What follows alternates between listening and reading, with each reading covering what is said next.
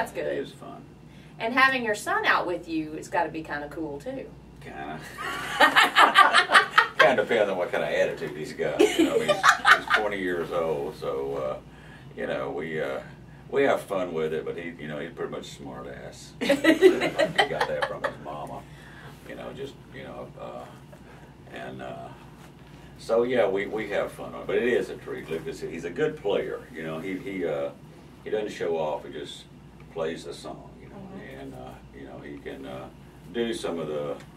Oh, you know, the Hendrix type, you know, and some of the Stevie Ray stuff. But he just, when it comes to the song, my songs, he just keeps it very, you know, very roots, because that's where I feel comfortable. And like I say, he's earned the gig. Yeah. But it is fun to have him on the road. What did it feel like when he came to you and said, "Dad, this is what I want to do"? He hadn't said that yet. It hadn't come up yet.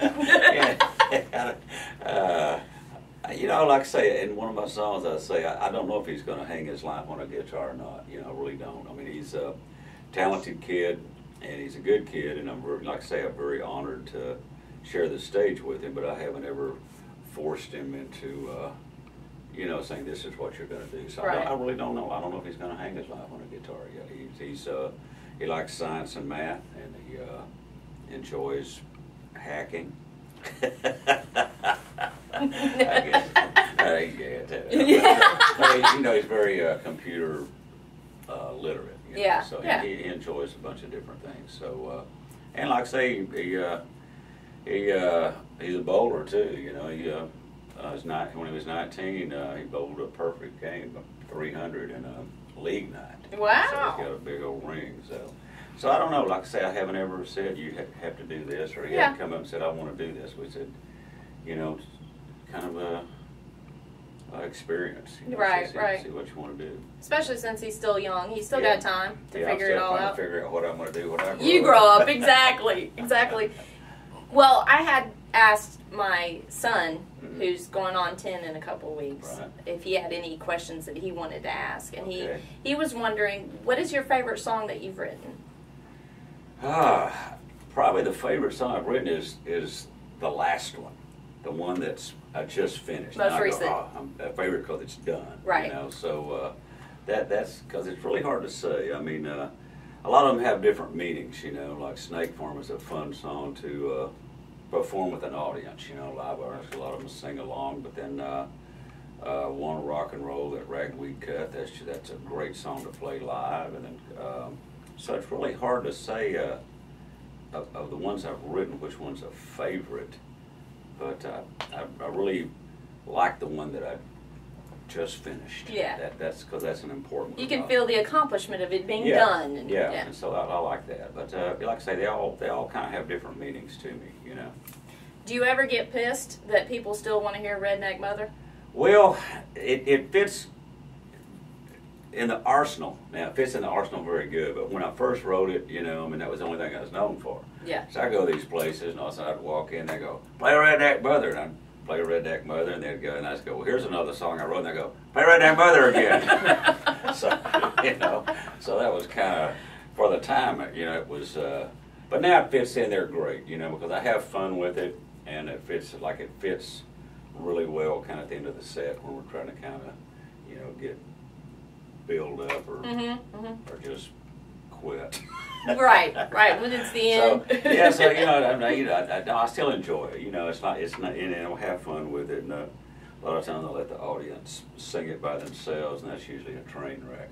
Yeah. So I enjoy that. You know, they have no sense of time.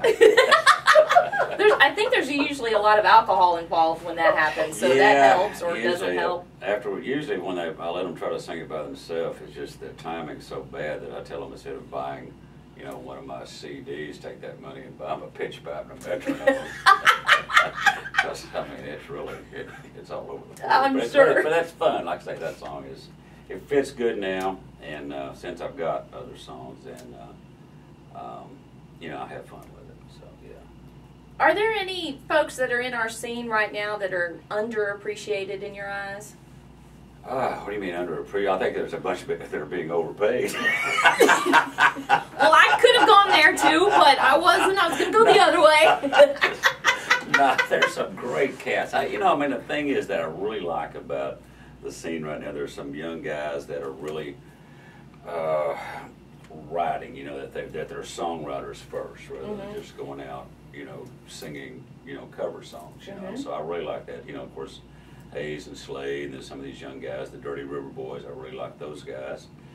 The Uncle Lucius, I think I really dig those cats, and the Wheeler Brothers are really happening, and so and the Trishas, of course. So there's some great young guys that, I think that the songwriting is more important, or is important to them, than and so I like that. So I think there's some really, but they're getting acknowledged. There's a band called Sherman I just went and saw last night. I really like those guys. Yeah, those guys are awesome. So there's a bunch of good cats out there right now.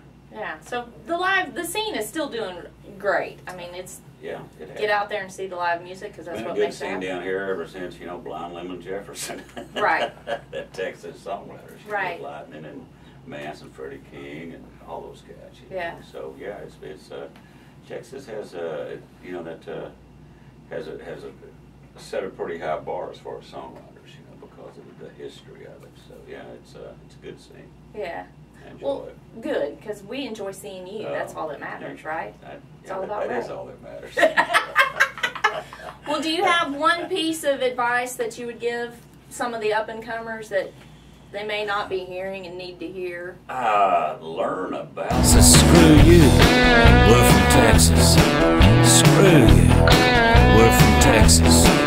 Screw you. We're from Texas. We're from Texas, baby.